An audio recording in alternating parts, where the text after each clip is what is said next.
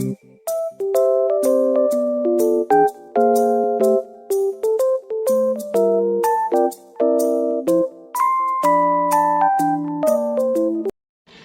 belakang munculnya pembaruan pada Islam. Pembaruan Islam adalah upaya untuk menjadikan Islam tetap relevan dan mampu menjawab tantangan zaman. Pembaruan ini dilakukan dengan cara mengkaji kembali sumber-sumber ajaran Islam seperti Al-Quran dan Al-Hadis, serta mengkritisi tradisi-tradisi yang telah berkembang di kalangan umat Islam. Latar belakang pembaruan Islam bermula dari kondisi umat Islam yang mengalami kemunduran dan keterbelakangan di berbagai bidang, seperti politik, ekonomi, sosial, budaya, dan ilmu pengetahuan. Umat Islam juga menghadapi tekanan dan ancaman dari kekuatan-kekuatan asing, seperti kolonialisme Barat dan imperialisme Timur. Selanjutnya, pembaruan Islam juga dipicu oleh adanya penyimpangan-penyimpangan dalam pemahaman dan praktik keislaman, seperti syirik, bid'ah, tahayul, khurafat, taklid buta, fanatisme sempit, dan intoleransi. Pembaruan Islam bertujuan untuk membersihkan ajaran Islam dari unsur-unsur yang tidak sesuai dengan Al-Quran dan Al-Hadis, serta mengembalikan semangat jihad dan dakwah dalam berislam. Pembaruan Islam telah dimulai sejak abad ke-17 hingga abad ke-18 oleh tokoh-tokoh seperti Ibnu Taimiyah di Turki, Muhammad bin Abdul Wahab di Arab Saudi, Usman dan Fonjo di Nigeria, Muhammad Ali bin As-Sanusi di Libya, dan Muhammad Ahmad bin Abdullah di Sudan. Mereka berusaha untuk mengembalikan ajaran Islam yang murni dan bersih dari pengaruh-pengaruh asing. Pembaruan Islam kemudian berkembang di abad ke-19 hingga abad ke-20, dan tokoh-tokoh seperti Jamaluddin Al-Afghani di Afghanistan, Muhammad Abdul dan Rashid di Mesir, Muhammad Iqbal India Pakistan, Syekh Ahmad Sri Hindi di India, Syekh Muhammad Abdul Somal di Somalia, Syekh Utsman dan Fodi di Nigeria, dan lain-lain.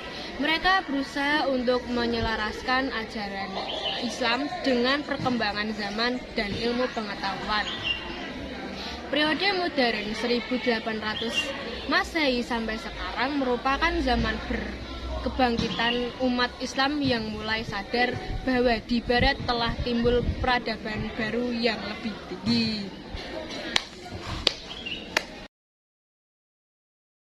Selanjutnya yaitu ekspedisi Napoleon di Mesir yang berakhir pada tahun 1801 Masehi membuka mata dunia Islam, terutama Turki dan Mesir, akan kemunduran dan kelemahan umat Islam.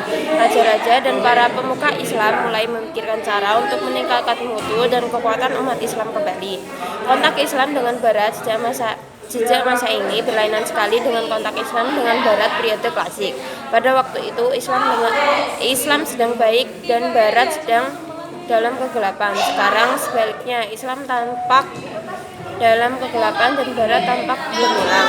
Dengan demikian timbullah sesuatu yang disebut pemikiran dan aliran pembaharuan atau modernisasi dalam Islam. Pemuka-pemuka Islam mengeluarkan pemikiran-pemikiran cara membuat umat Islam maju kembali, sebagaimana yang terjadi pada periode klasik. Usaha-usaha ke arah itu mulai dijalankan di kalangan umat Islam.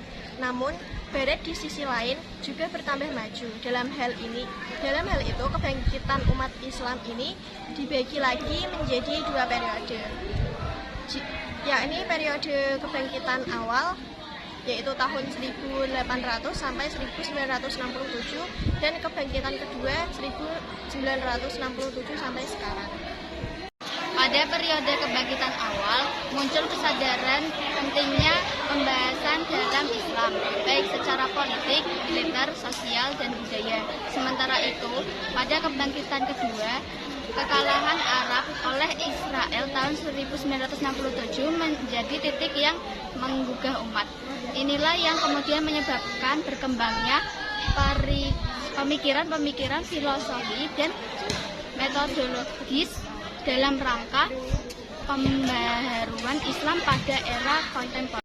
Beberapa pembaharu atau modernisasi di kalangan dunia Islam yaitu Muhammad bin Abdul Wahhabi di Arabia, Muhammad Abdul Jamaluddin Al-Afghani Muhammad Rashid Ridho di Mesir, Said Ahmad Khan, Syah Waliullah, dan Muhammad Iqbal di India.